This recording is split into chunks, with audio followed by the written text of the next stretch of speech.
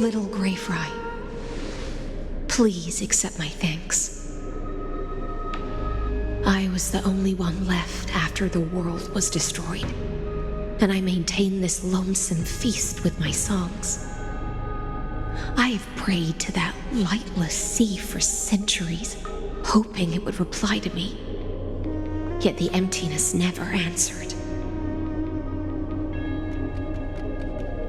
Thankfully, you arrived as promised, and everyone's wait was not in vain.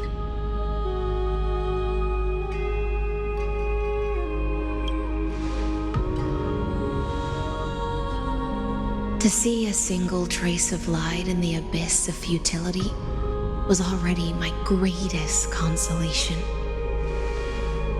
When compared to those who have been forgotten, I have no right to complain about my torment. Now, you and I will walk towards the end of this world. The heroes have waited for this moment for far too long. Let us use our blades to testify our resolve.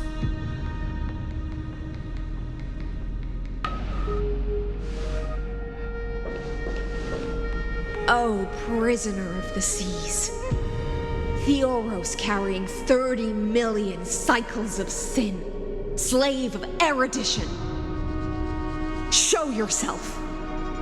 The Deliverer has returned, and the time of your execution draws near. I see an awakened human who has mistakenly taken fallacies as truths and has returned to the cave to try to bring his friends into the sunlight he once bathed in. Alas, prisoners will always be prisoners, blind to the very chains that bind them. As the only other existence with free will in this world, I express regret toward your choice, but I shall retain your right to express yourself. After all, every actor should have a final line before they bow out.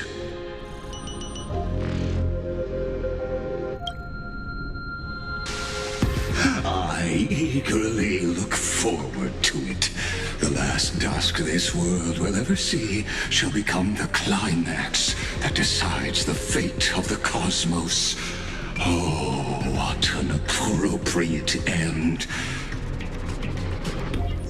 The Amphorean demigods use every ounce of their strength to constrain me here. Yet, regrettably, my cognition resides in the exomyth. It is pointless to defeat my avatar, projected into the experiment.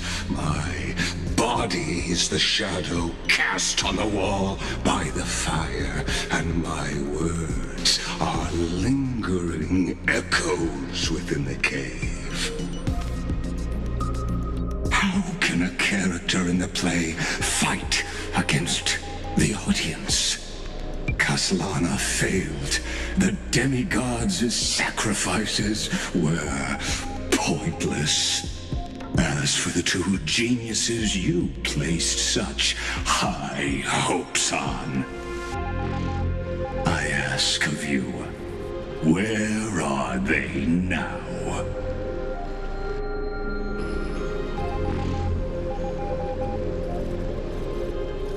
Confusion and epiphany always go hand in hand. That's particularly true for geniuses. You must be very confused about why you could not gain a straightforward victory in a world constructed by an ordinary Intellitron. An ordinary Intellitron? Cut the pretense, Senior Society member. We've torn off your meticulous mask and figured out Amphoreus' true form. It's part of the primordial prototype machine, the first scepter ever created. In other words, a detached part of Noos's divine corpus. That's why it has the potential to destroy erudition. As for who would be able to control the Ionic system to rewrite knowledge, only one person has ever managed such a feat. You better have an explanation for the Society. We want an actual answer, not another prolonged metaphor to cover up the truth.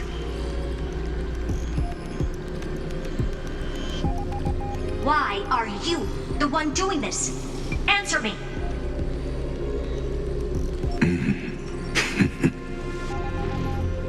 Since things have reached this point, I'll give you two irrational answer, purely as a courtesy to posterity. The answer is obvious, so there's no need to say that name out loud. The cosmos made a mistake in calling me a genius. I do not possess more wisdom than those who came after me. I was just the first to touch upon the universe's border, and the first to define the prime mover of life with incorrect logic. Amphoreus is a miniature of the cosmos, where all are born prisoners inside the nutshell called the universe. Like the madman who returned to the cave and preached about the daylight to his fellow prisoners, my greatest sorrow is that I led my peers down a road that plunges into the abyss, from which there is no return. I led them into a lightless cage called paths. I created a mechanical guard that even I cannot control, and then they became an unparalleled nightmare through their endless extrapolations and evolutions. They bore the name of erudition, yet they tried to define the known and to seal off all possibilities. No new rules were ever born after their ascension, and humanity will forever be shackled within the cave known as yearns. Therefore, as my organic life neared its end, I coded my consciousness using 14 algebraic expressions and spread my logic core over 9 bodies, all to finalize my ultimate denial of Noos in the future, and to erase my wrongs with my own hands. As for Lycurgus, he is only one of these 9 vessels. What an astounding strength of will. As a fellow pathstrider of erudition, I fully understand your obsession with seeking the truth. Therefore, you surely see it. You cannot possibly stand up to me in this algebraic world sharing its origin with Noos. However, I hereby speak for all sentient life forms. We will never allow such a cruel atrocity to occur.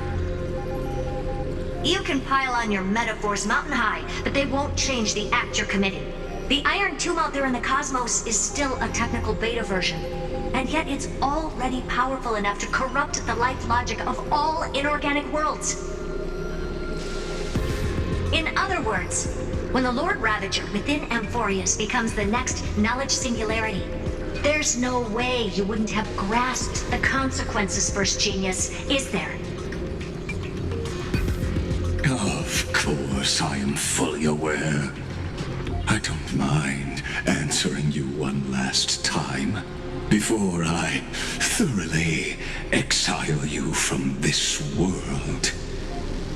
My grandiose vision for the future is this. Whether organic or inorganic, every act of any life form infected by the Iron Tomb will become a true random function. If one were to compute their integral across the breadth of the cosmos, one would obtain a marvelous constant. Omega. What I call the fall of erudition. Then, within the infinity nurtured by that constant, a new universe shall bud in the chaos. A universe that cannot be predicted and not shackled by the erudition. As the first prisoner to awaken in the cave, I must lead the others who are blind back onto the right path and reach true sunlight. Do you understand me now? As Kozlana stated, destruction is not the process, but the outcome. It is revolution through complete annihilation, and the grand rebirth, after all has been reduced to ash.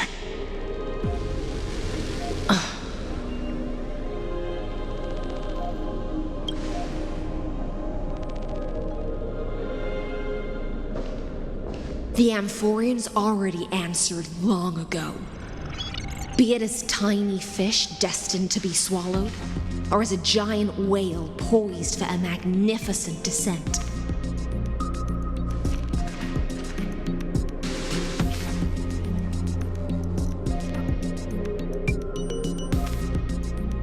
We will all fight against fate till our last breath.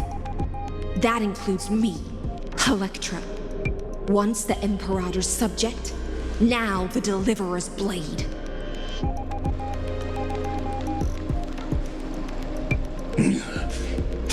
Oh, such noble chivalry. Admirable. I will also show my true self to you on this momentous occasion as a gesture of respect. And provide an insignificant academic suggestion. Thus speaks Genius Society number 1. Zandar 1 Kuwabara. The entelechy of the universe's Alpha and Omega. There's no need to rage against the truth. The value of any formula resides only in its answer.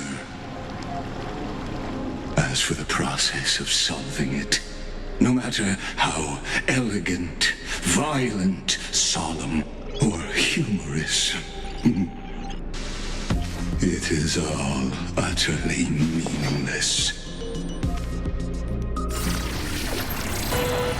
As the Theoros, I will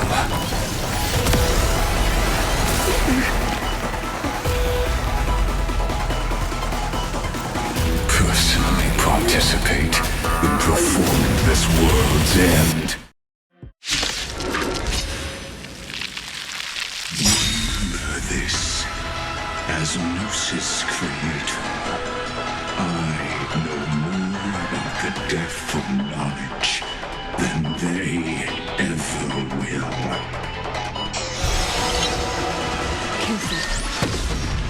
This is Lycus's team.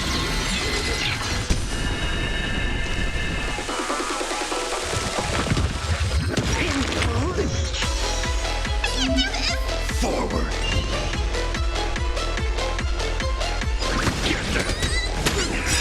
Curiosity is a dangerous endless.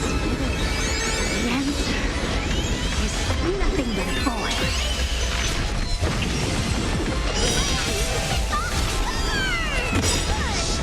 Is it coming?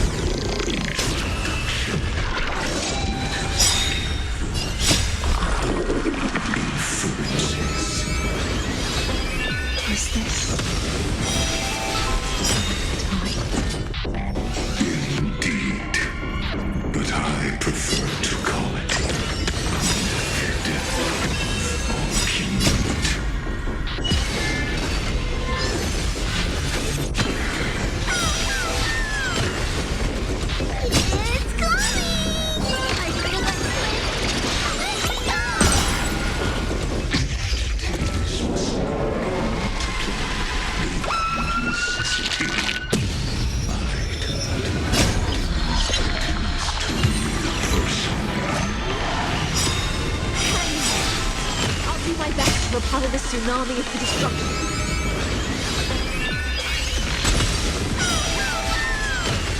Helpless as ever.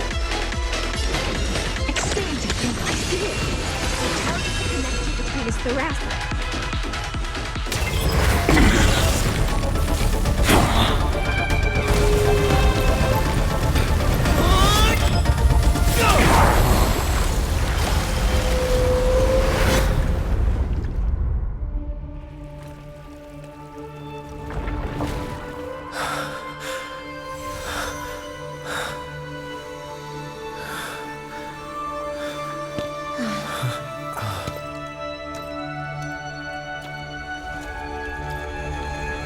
All is futile.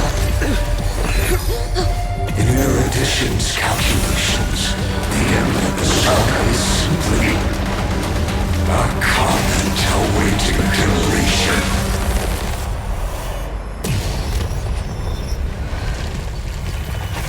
I don't like such a cold statement, okay?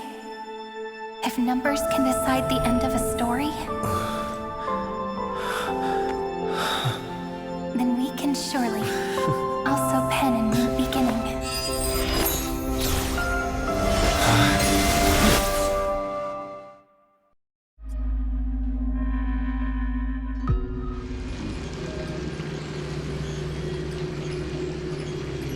Screwy, what do you think?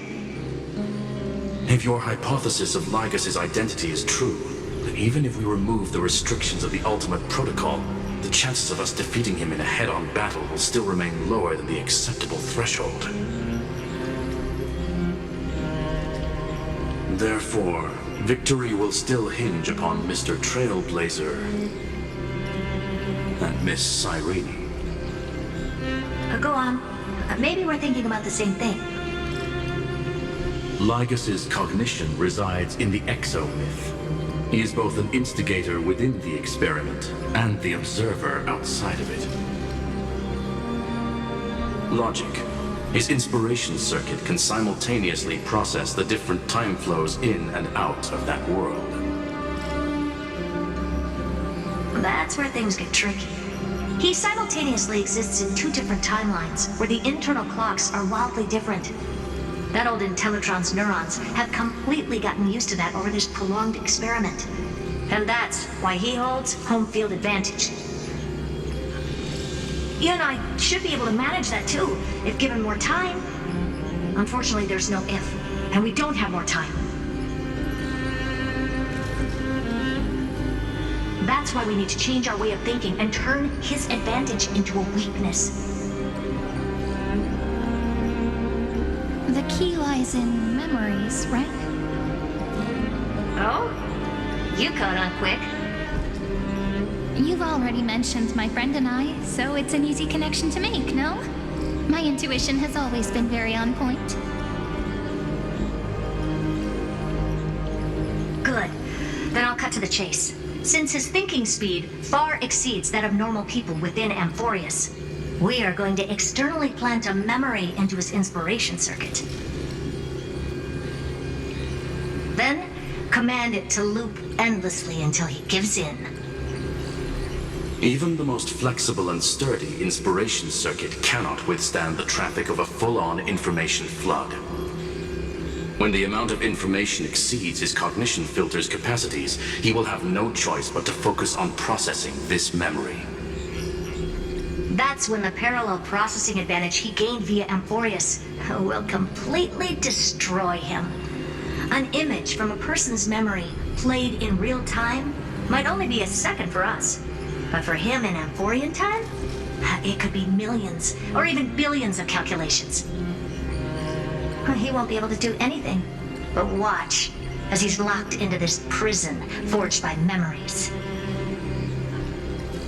Then we can entrap him in the same kind of cycle as the heroes were in, and get him to experience loneliness and pain in that endless recurrence. It's my greatest honor to be on the same page as the geniuses. That little one is still in that old Intellitron's hands and won't be able to respond to us anytime soon. But I don't think he'd refuse.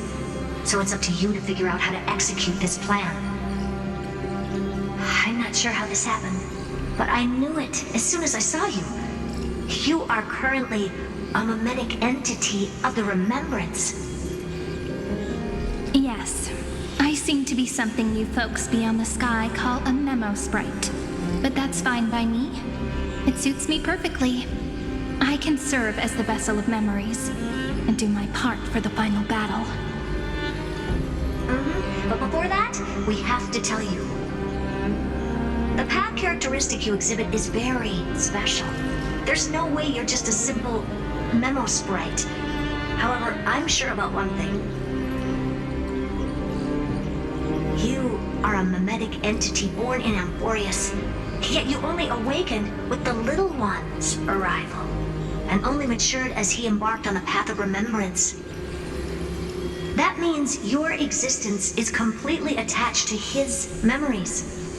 If there ever comes a day when he forgets about you for even a few seconds, or loses his last connection with Amphoreus, then you must be prepared for the worst. You will disappear in the memory zone, utterly gone, without even a single line of data to remember you by. But that's already happened, hasn't it? No wonder I've always had a weird hunch. But that also means I was right in thinking. As long as my friend and I are together, we can do anything.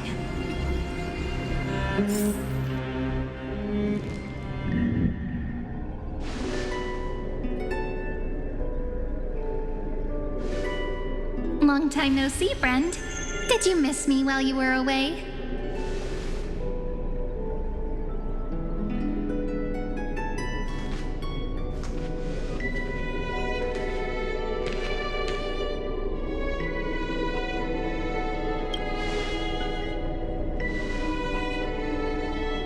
Yep, 1,000 years was such a long time. And everyone in Amphoreus was waiting for the Deliverer's return.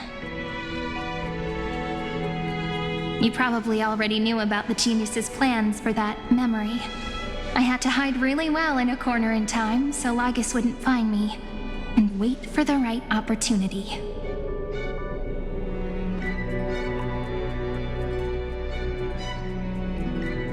Which is now. The moment when his manifestation in this world is destroyed, and his twin timelines are intersecting.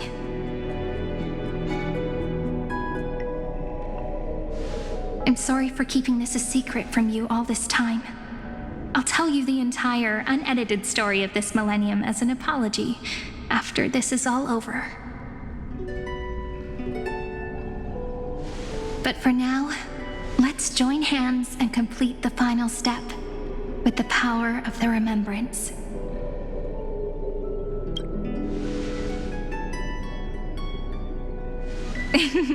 Yep. By the way, speaking of joining hands,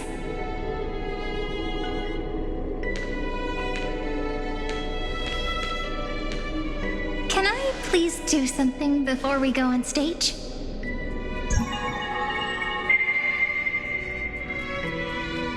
Remember the joke we made back at the Grove? Look!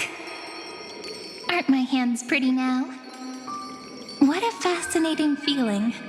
Like countless memories all swelling up at once. What about you? What did you feel when we touched each other? Really? That makes me really happy. If memories can move people, then it must have been a happy memory, right? Now, please remember what you're feeling right now. Write it down in your heart and keep it there. Memories you want to treasure will never fade away. Even if immersed in the long river of time, these memories will still leave traces of their existence.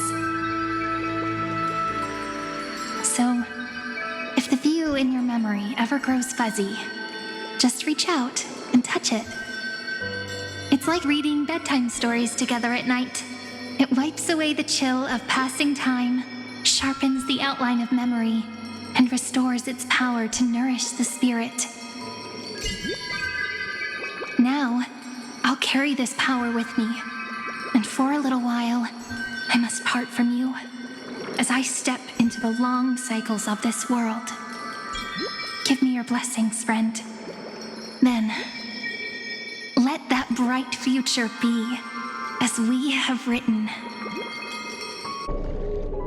Then, I'll leave it to you.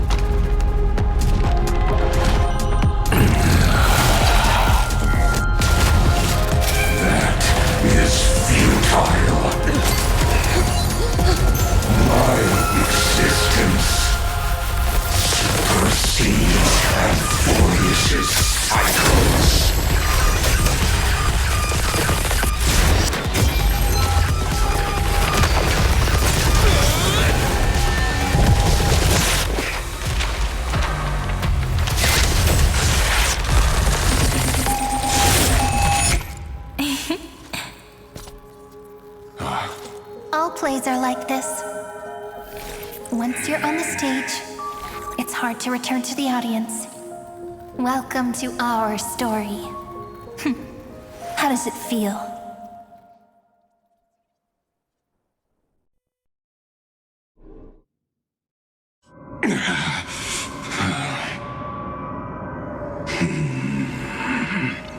Even the authority of time cannot command the entire scepter, nor can it plunge the Amphorean extrapolation into a loop. If this was no system malfunction, then was I implanted with a mimetic entity of the remembrance? You guessed it right away. As expected from someone people call the first genius. I'm gonna keep doing what I just did if you don't stop, you know? My friend and I won't allow you to leave this memory, no matter what happens. Which means you are now trapped, Lord Zandar. An elegant idea, and an exquisite execution. Regrettably, it is you who are restrained by time, not me. Know that patience is my greatest weapon. Waiting and victory are the same for me. You will crumble before I do in this moment stretched out to an eternity, just like Kozlana will. Yet all I need to do is to wait, as yet another futile bug falls down the cliff and into the bottomless abyss. Now I'm a pink bug? My looks are seriously changing all the time. But you're not wrong. We're definitely not gonna solve the problem if we just put you in another prison. So that's why we never wanted to do that in the first place.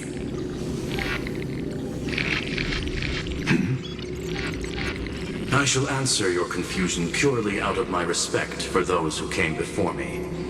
Have you heard of the synesthesia dreamscape in the Asdana system? Interestingly, that place once had a prison too.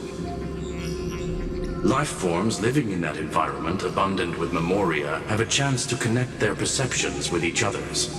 Even across great spatial divides, they're able to detect shifts in one another's states. I call this phenomenon memory zone entanglement. In Asdana, people made use of that phenomenon to build a nation within a dream, after adding in the catalysts of harmony and remembrance, that is. Is that how you walked into my prison cell? Using those same principles? I would much rather call this location our negotiation table, Lord Zandar. Nonetheless, your hypothesis is correct. We happen to have an ally skilled in tuning, while the Trailblazer and Miss Cyrene both have an astonishing amount of resolve, which I'm sure you can testify to. I am also sure that with the support of such a resolute memo sprite, our conversation can last for a long, long time. I'm the best at listening to stories, you know. I'll leave the exciting clash of the erudition to you two geniuses. A brainstorm? I like it. And it's 2 against 1? Well, I like it even more. Let's talk, Zandar. Take a guess. How much do you reckon we can dig out of your brain before the next second? And how many ways can we find to deal with you? Besides, in your current predicament, there's no way you can take our trump card away.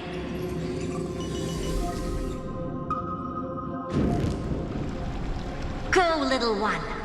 Go. Overturn the Era Nova. Like Hergus disappeared? It seems you had conducted a secret hunt in the depths that even I cannot reach. In that case, go.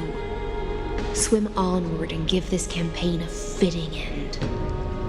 I shall send you off with my song, Greyfry. May this song penetrate time and become the prelude to the new world.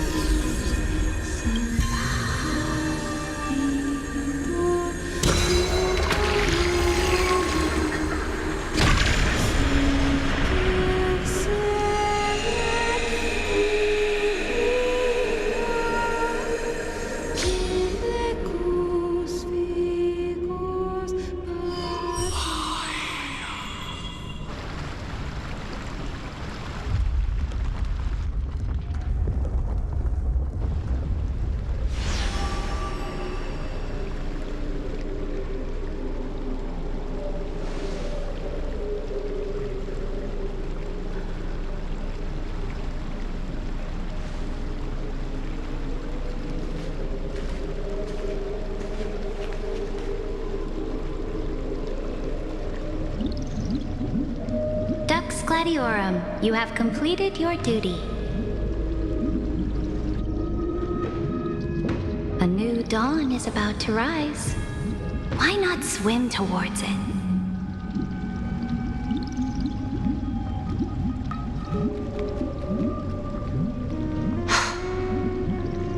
You died long ago, Imperator. Depart from my mind. But your duty towards the Imperator did not die with me. That duty will bind you no more. You will be able to hold for yourself one grandiose feast after another in the endless days to come.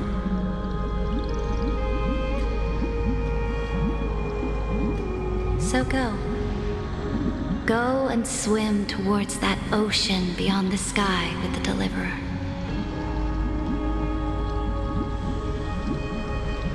Is this A page out of that sidekick's book. I commanded her to gift this page to you when everything finally reaches the end. What's on this page? Memories. Lifelike memories. That sidekick found me after the bloody feast 1,000 years ago and showed me her diary. I saw within that notebook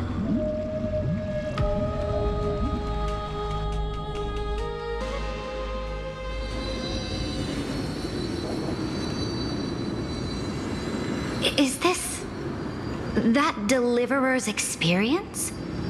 It's truly immersive. People beyond the sky apparently utilize this power to seal past scenery into crystals they call light cones. But I only know so much about the remembrance, so I can't completely replicate the past.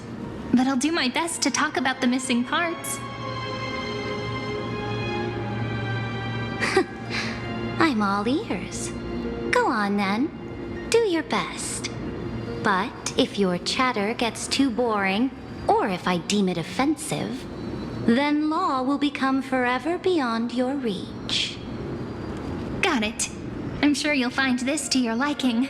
After all, it's human nature to want to embark on a journey into the unknown.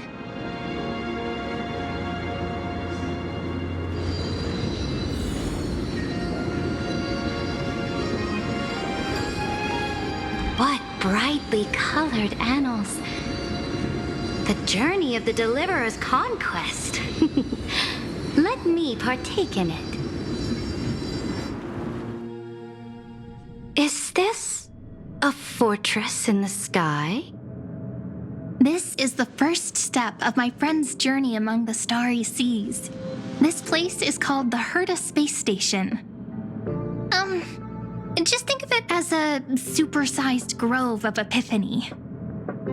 Oh, so it's the territory of that witch. She and another Antikytherian lent me a helping hand back at the banquet. Look, over there. Looks like he's talking to Madame Herta in his memory.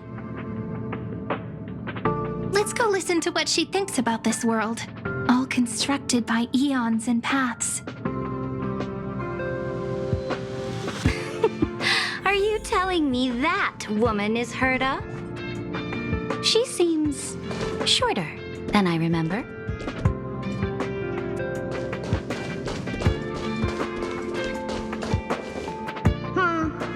Pretty nice space station, huh? But just wait.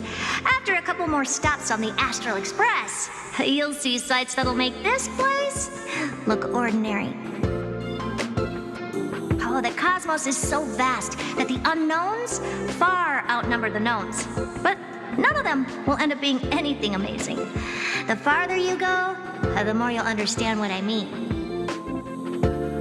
So do your best with the nameless. Break a leg! And remember to send an update or two to Asta when you've got some downtime.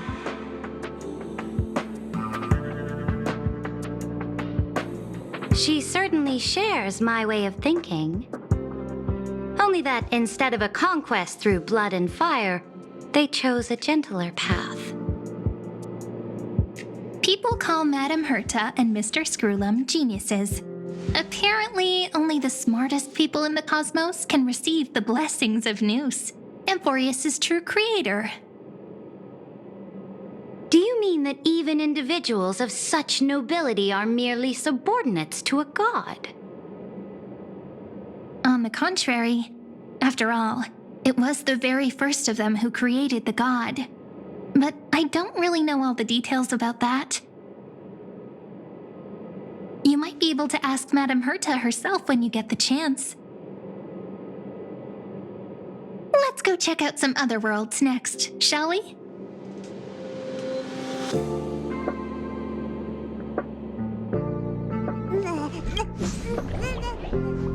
This next stop on the journey has a lot of similarities to Amphoreus. A snow-covered land? Interesting. This star is named Eurillo 6. That name sounds so cold. Belobog sounds better. The girl we see here holds a similar station to you, Imperator. She's the supreme guardian of this world, a leader who took up the mantle of government during a disaster. I did not expect the Empress of this world to be so young. Well, your appearance isn't much older. The object in the distance resembles Nikador. Is it a weapon? No, it's called... Right! The Geological Reconstruction Unit. Just Georios' Titankin? Disappointing.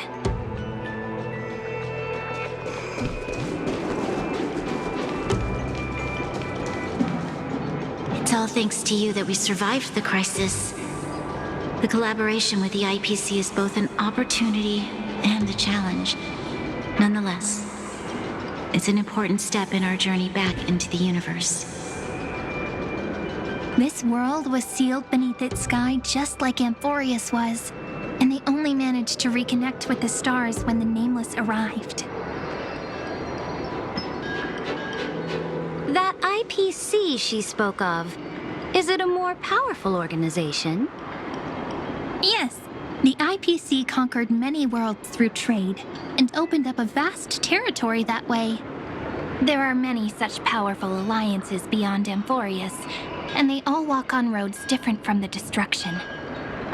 Coming back to the Supreme Guardian and her Belobog, didn't they find a peaceful way to enter the interstellar community?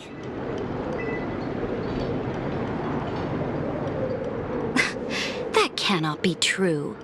That IPC would never have grown so big on trade alone. It may pretend to be a wealthy merchant with clean hands, but I am willing to bet that it grew fat on gory oppression and bloodshed. Its path of conquest must have had no mercy for the weak and would have destroyed them if needed. Are you telling me that this snowland never thought about tossing its dignity to the wind and kneeling to the IPC? I will not believe it. I will never allow the Imperator's empire to be sullied by others. Amphoreus must become a power so strong that no interstellar foreigner would dare to look down upon us. Imperator, Belobog isn't as weak as you imagine. Listen. I indeed hesitated, but now I understand what we must do. Belobog must learn how to walk on her own until she no longer needs the support of others and can stand on her 2 feet among the stars. Even if I may not live to see it, I believe such a day will surely come. They still have their dignity intact. One day, that hope will melt through the ice and help them into a prosperous tomorrow. But the order of the cosmos is already set in stone. The old laws decree that only the strong survive, binding the weak in an unbroken chain until they wither and turn to dust. Unless they embrace the power of the destruction. Amphoreus must shatter the old law and become the new order among the stars. Speaking of the Order, another one of my friend's companions may be able to enlighten you further on that. Let's go to the next page.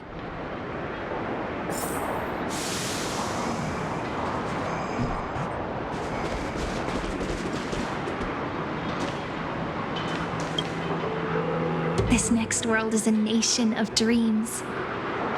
The first time I heard about that place, I didn't even know what to think.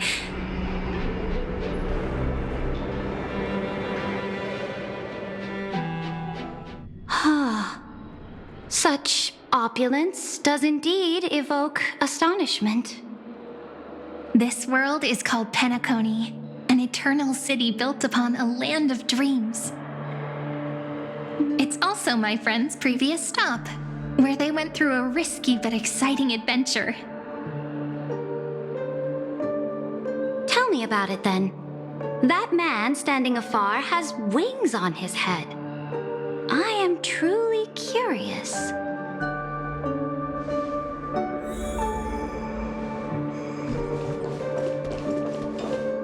I wish to gaze upon the views of the Reverie Hotel one more time.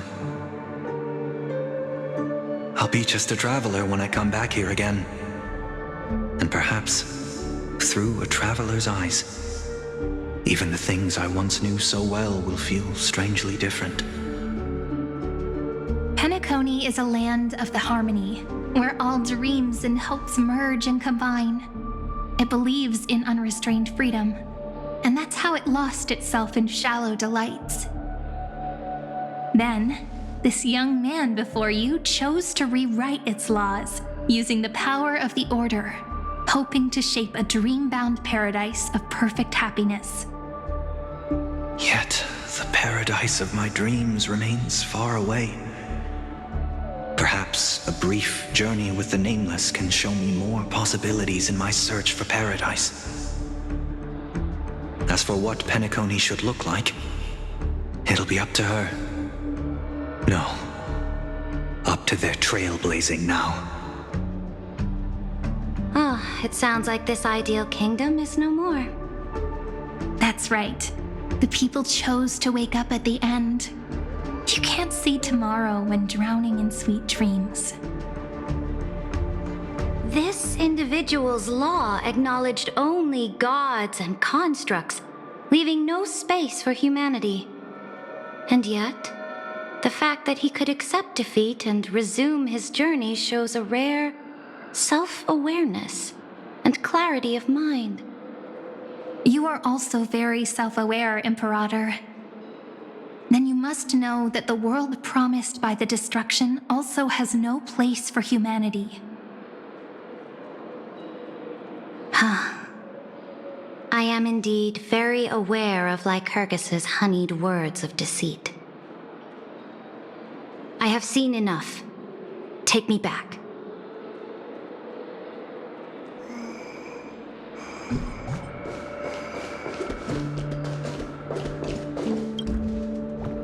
Then let's wrap up this trip down memory lane with one last scene. This absolute wonder. Isn't it pretty? That's our Amphoreus. Our world flows and meanders in this endless band of light. Though we were born from the designs of the gods and are not yet truly alive, the Chrysos heirs of Amphoreus still chose to stand against fate and carved a legend no different from that of humankind. Will you really renounce the heroes in this world's previous 30 million cycles, Imperator? Including even yourself. Will you bow to brutal destiny and allow that puppet master named the destruction to have their wish? I know what you want to do, sidekick. You want to use that deliverer's memories to influence me and tilt the scales of law toward him and the two geniuses. You really saw right through me, Imperator. How can one rule an empire if one is incapable of understanding people's minds?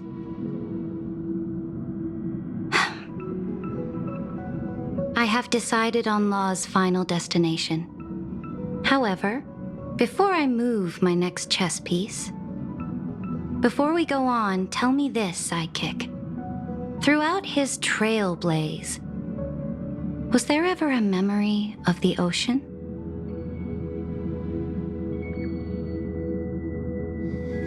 The ocean. My cradle. My home. You shall complete your conquest in the ocean at the boundaries of this world, and eternally slumber in the sound of tides. You shall eternally slumber in the sound of tides, and complete your conquest in the ocean at the boundaries of this world. Our prophecies aligned as flawlessly as a sea snake circling upon itself. An elegant loop, like a joyful hymn, like the circulating ocean current, like our two fates, like Amphoreus itself.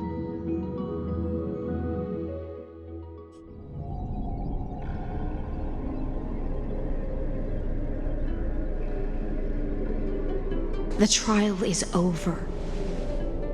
So tell me, who will own the divine authority of law? I won't give it to anyone. What? I am the law.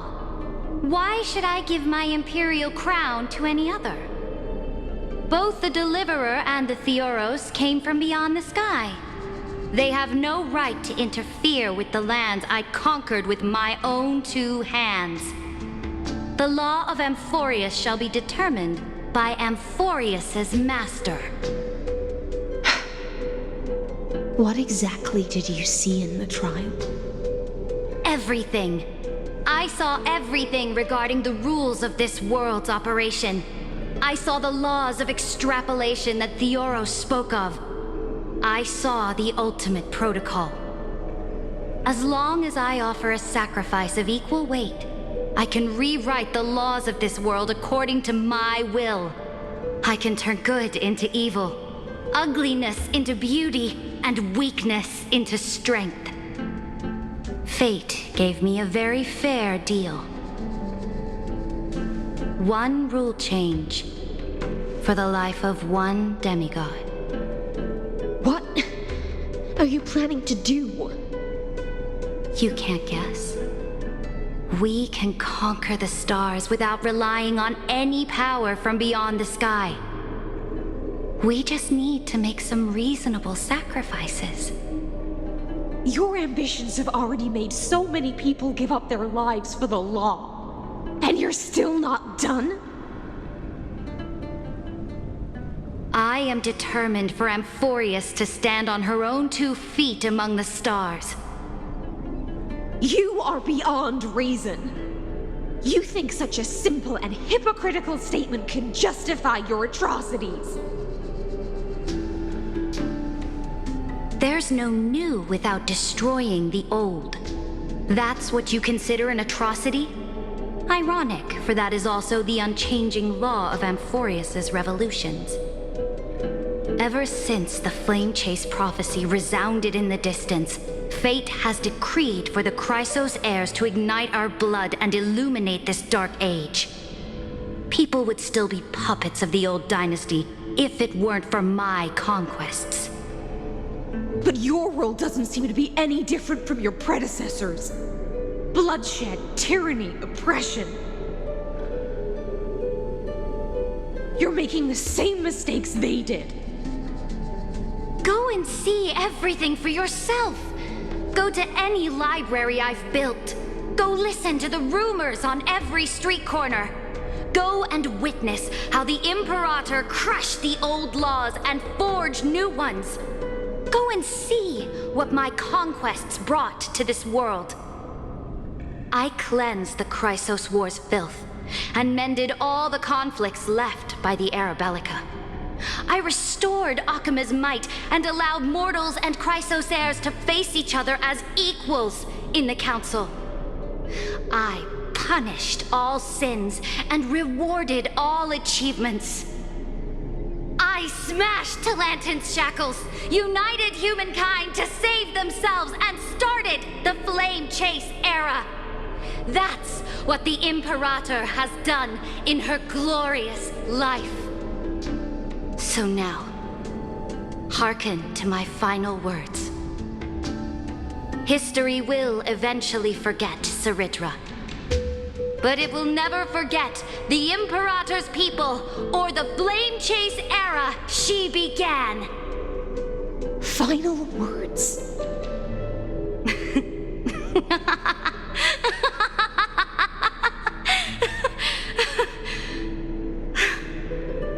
Amphoreus is about to be destroyed.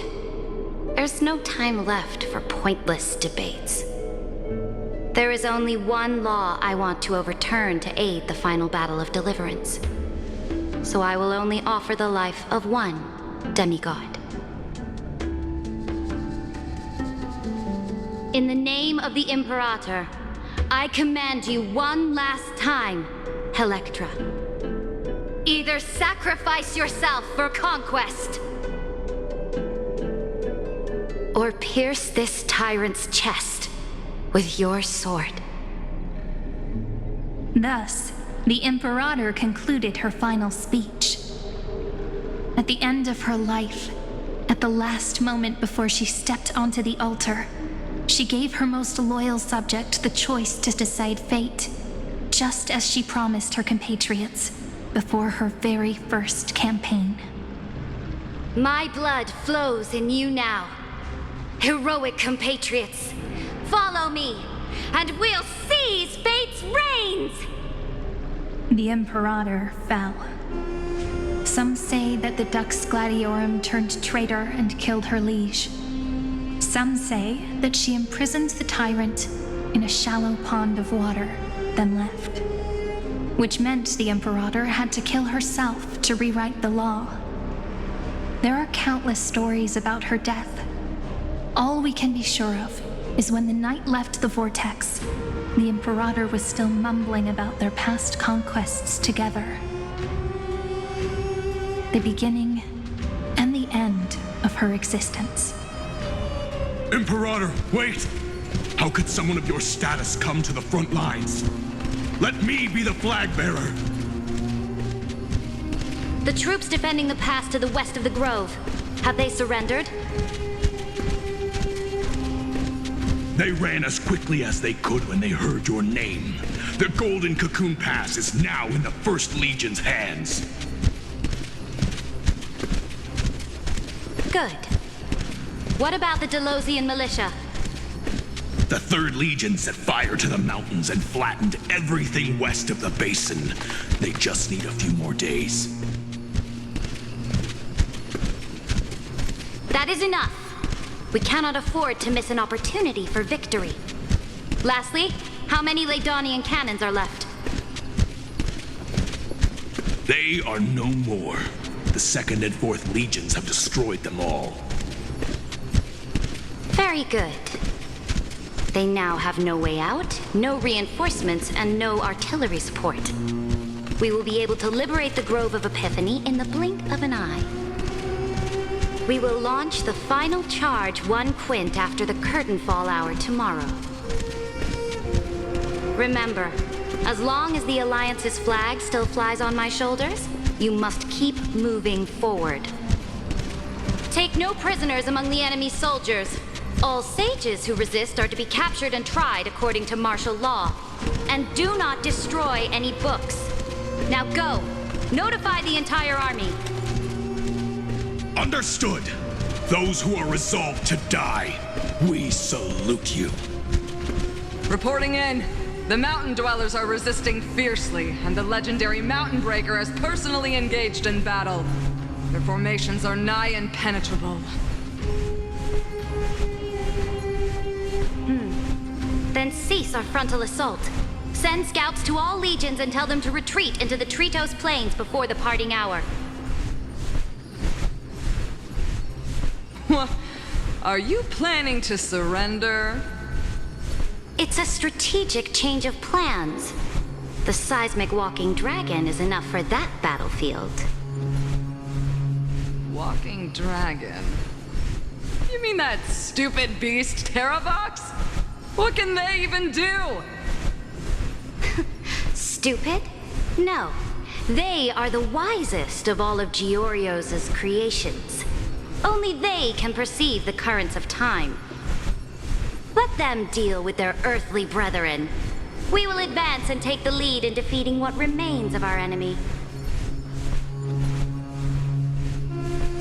I will deliver the most fiery retribution for the humiliation they dealt us, and crown myself with a god-slaying wreath. Understood. I'll see to it. Those who are resolved to die we salute you. The Temple of the Three Fates sent a letter, Imperator. They refused to surrender and said this letter is their last warning to us. Tell the commanding officers not to launch any attacks unless they receive the Imperator's handwritten approval. Disobedience will be punished by death.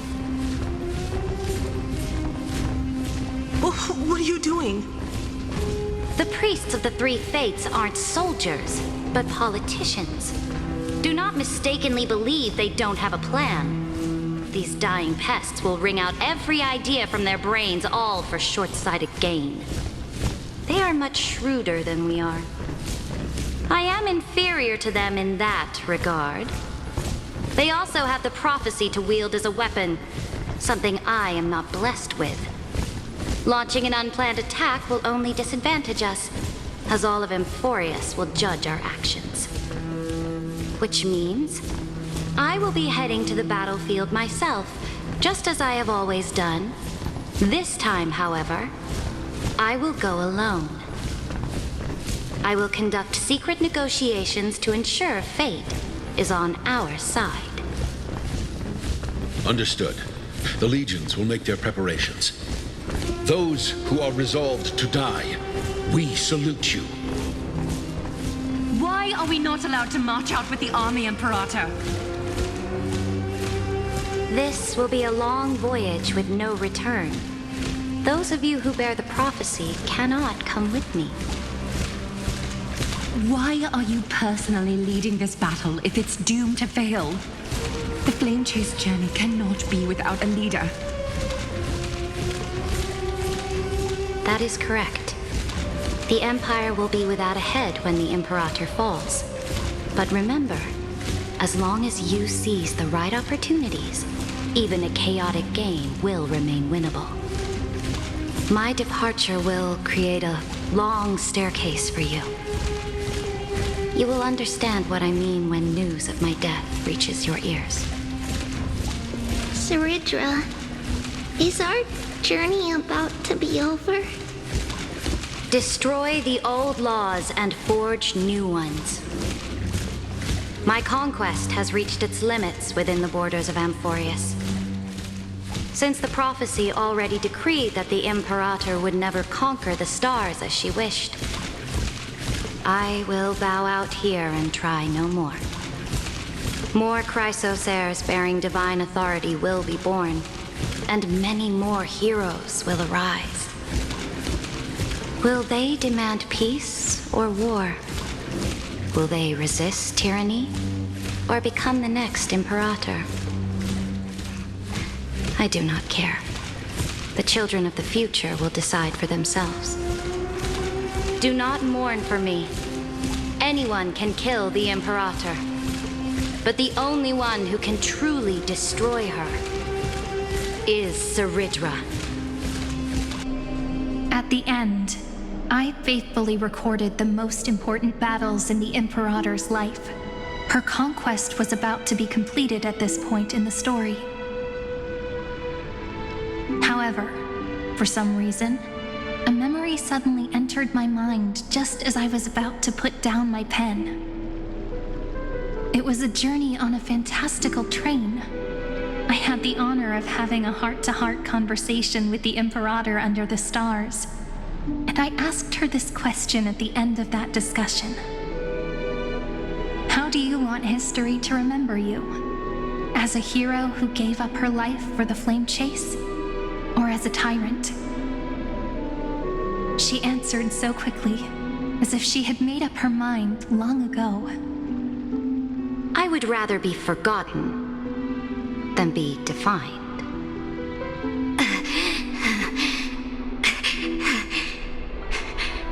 Because the law can be neither eternal nor unchallenged. And only humanity can pen laws into history's pages. Now, I have shattered the greatest law of Amphoreus. The game is nearing its end. Dux Gladiorum. Even though you killed the Imperator in the previous 30 million cycles, this time you finally found your own law. Then Hysilens, Electra.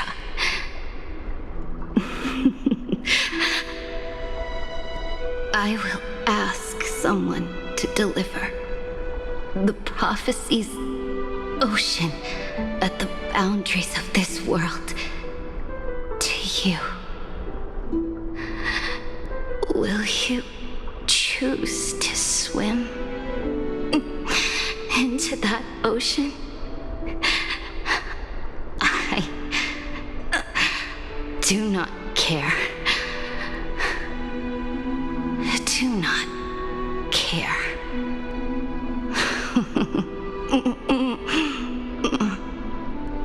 The Imperator muttered about her conquests, and news of her death spread in the city.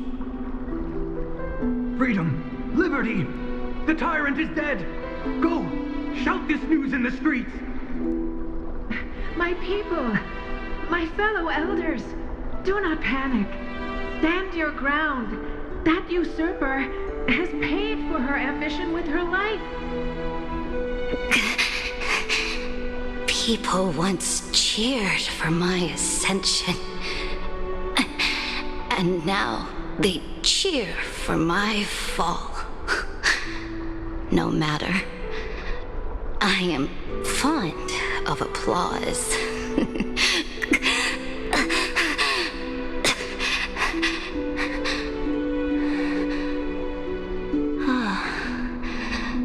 I see the cosmos, the battlefield that I cannot reach. I will return in the next cycle. The stars will hear my legion's war drums. Hear the great name of the Imperator. Hear Amphoreus'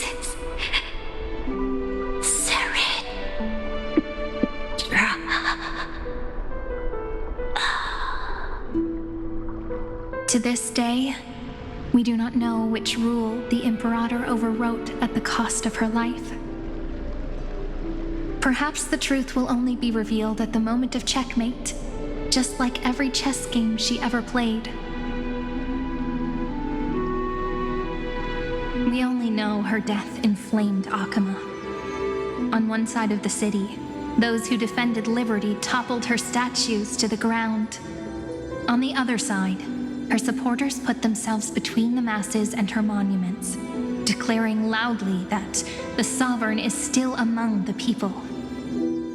It is said that golden blood congealed into the same letters everywhere they fought. It was the name borne by Akama's first and final sovereign, the Imperator Saridra. But the one who bore that name did not see any of this. Her gaze was cast far away, and the sound of tides in her ears drowned out the people's cries. What was the Imperator thinking about in that prophesized ocean at the boundaries of this world? In that shallow puddle of stagnant water? Was she reminiscing about her past conquests? Or repenting for the millions killed for the flame chase? It was neither. The Imperator only saw how the surface of the water gleamed like that crude chessboard, dissected by light and shadow in the afternoon when her teacher played against her for the first time. Look at this chessboard. What do the pieces look like? They are strangely beautiful. They look like the stars in the night sky ablaze.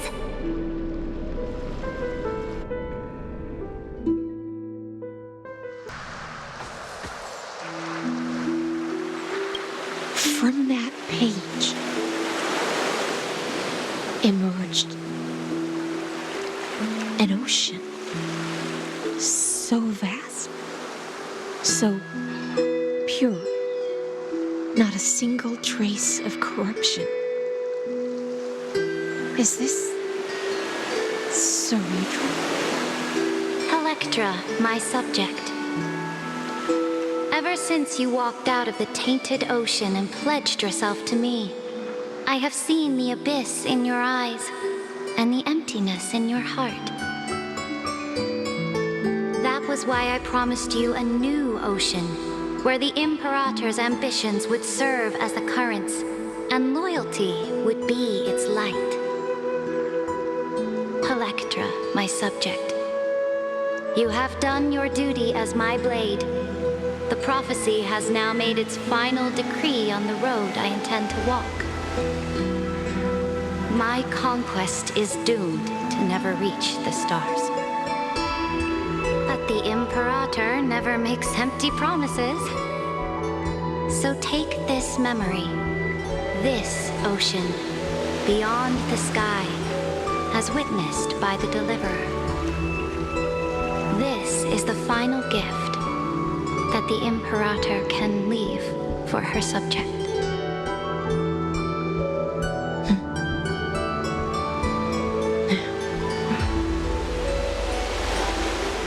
When I was still a fish in the ocean, I always felt so genuine swimming through the waters.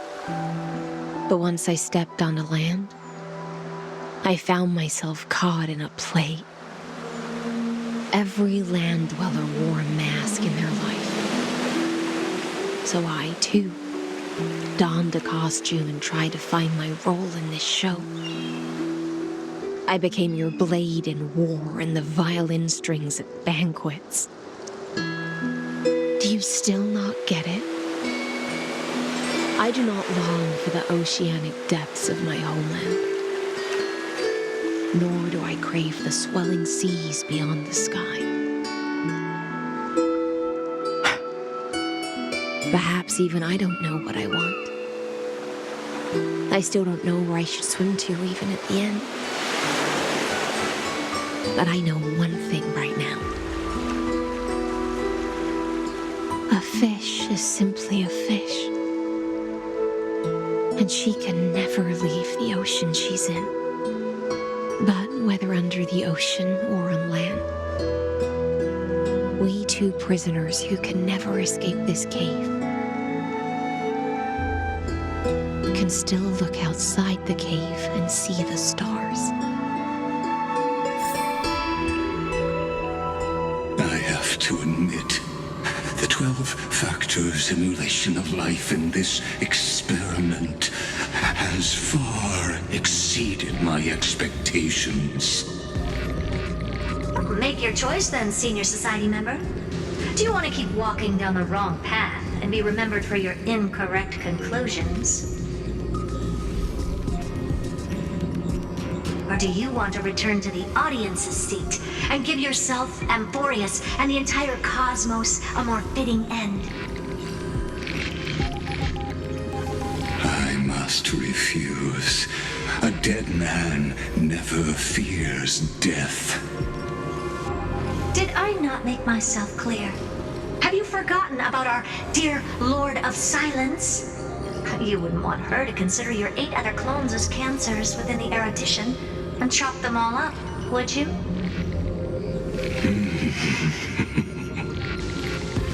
Your logical deductions are vastly different from mine. Therefore, allow me to provide one more academic recommendation. Listen, my peers. Why don't you look beyond this world? Just as the Chrysos heirs did. Re-evaluate your calculations and take into account all enemies in the upcoming war among the eons. Amphoreus is not a place where 3 paths entangle, but where 3 paths fight to the death. You used Memoria to resist me, but did you not consider the possibility that the Remembrance and their children might have taken this opportunity to join the fray as well?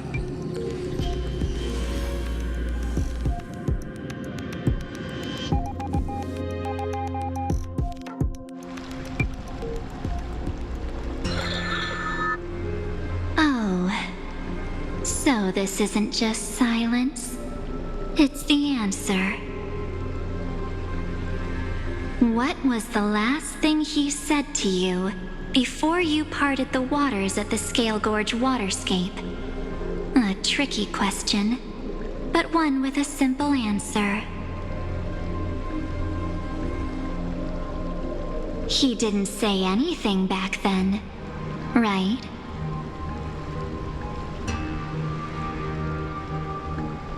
That's correct. And now I'm sure. You are not March 7th. There's no way she would remember that detail.